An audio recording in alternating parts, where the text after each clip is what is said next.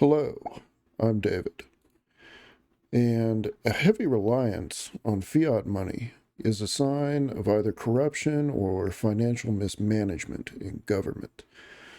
Though it's not an absolute rule, the main issue with fiat currency is that it allows governments to print money at will, leading to inflation, currency devaluation, and in more extreme cases, hyperinflation.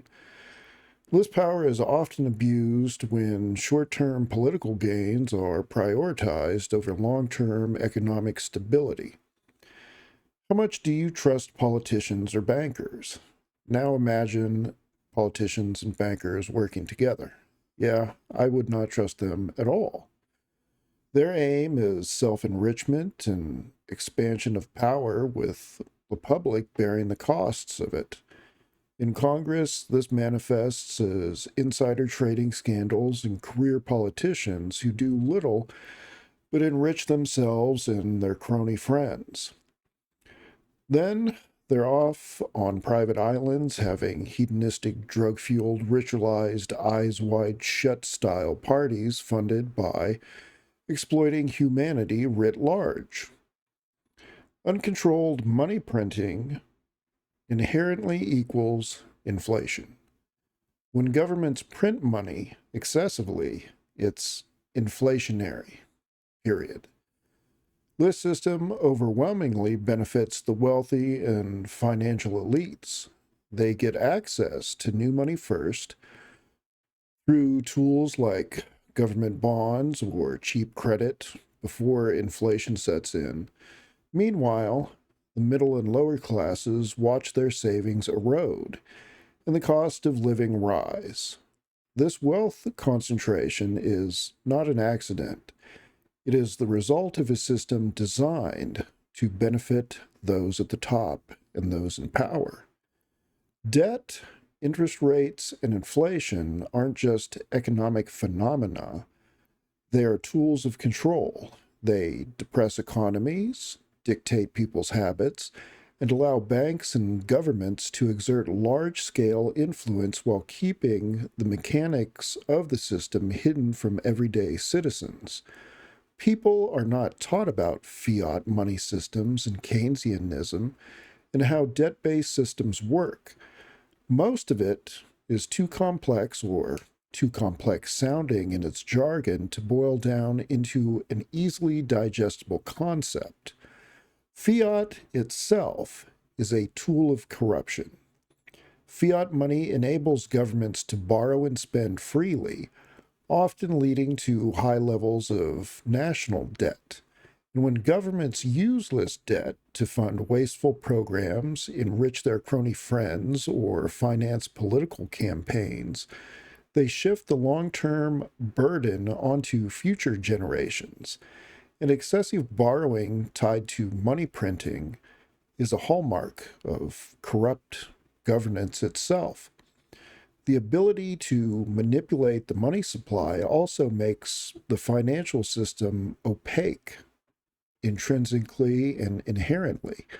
Complex jargon like quantitative easing or quantitative tightening really just hides the truth. It's manipulation, plain and simple, manipulation used by banks and governments to control the people. This complexity of jargon allows governments to misallocate resources and fund insider projects and push costs of said systems onto the public, all while themselves avoiding any sort of accountability or responsibility in their chicanery. Fiat money itself has no intrinsic value.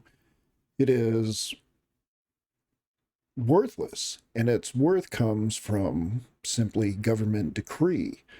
This makes it ripe for manipulation and corruption, as corrupt officials can print money or tweak monetary policy to benefit themselves and their allies, leaving the public to suffer the consequences of their misdeeds.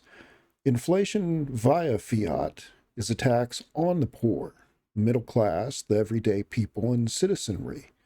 It does not affect those in power or banking. It controls the masses instead.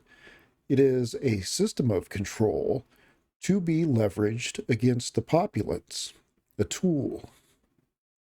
Fiat. Fiat itself does that.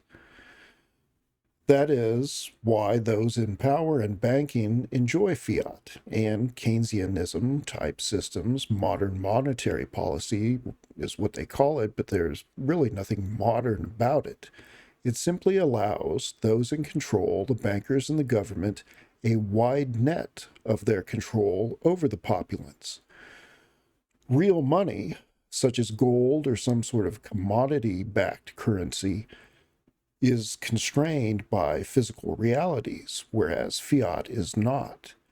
There's only so much gold or silver or other tangible assets in the world, and this inherent scarcity prevents unchecked money creation and ensures that value isn't arbitrarily diluted, such as is the case with fiat.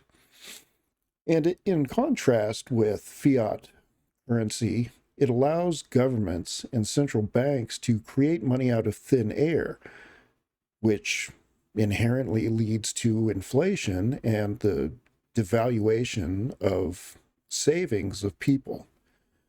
With real money, value is determined by the market and any inherent value which real money holds, not by the whims of a central bank.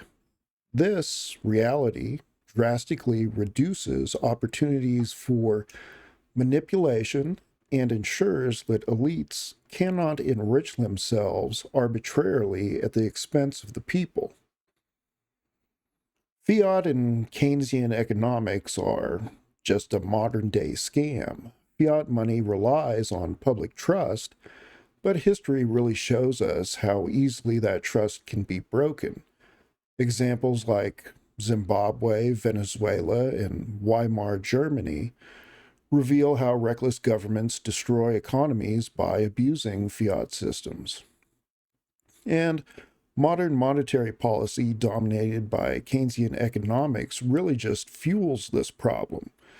The system thrives on endless spending, creating a perpetual hamster wheel of consumption.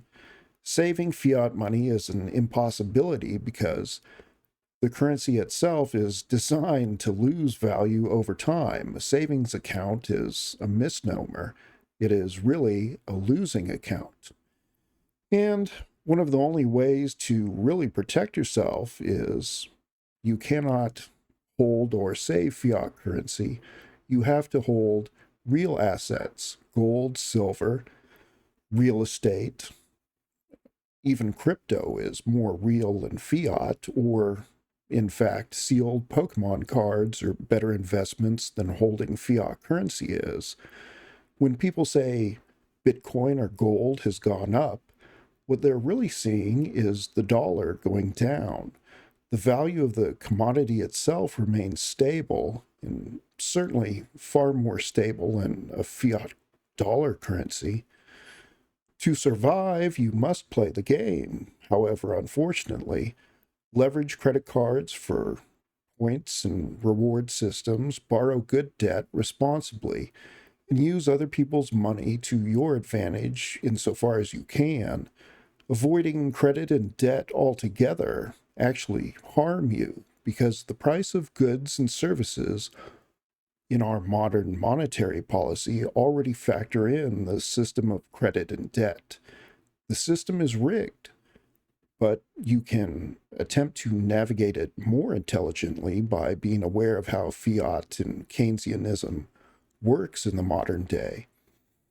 But it will take effort on your part, though, because no one is coming to teach you modern economic policy, which should otherwise be known as theft and devaluation by fiat. Fiat money is not capitalism. It is manipulation. It is control. Blaming capitalism misses the point. If you think the alternative is better, look at places like North Korea. The problem is not the market. It's the system of fiat currency itself. The system that limits the people and empowers banks and governments to manipulate and control the people. Fiat has no intrinsic value. It's just a wealth redistribution mechanism disguised as economic policy. It's a needlessly complex and opaque system, and fiat encourages dependence on debt. And fiat has historically been a failure in Weimar, in Venezuela, even as far back as Rome. Devalued currency, debased currency, makes the financial system fall apart eventually. Fiat really is just a bullshit scam that pretends to be a useful or necessary reality when in fact it is neither. Fiat currency is essentially the biggest scam in the world, and it disproportionately benefits those in power at the expense of the average person, creating a situation where you can never save and never get ahead, being stuck forever in a valueless system of fake money.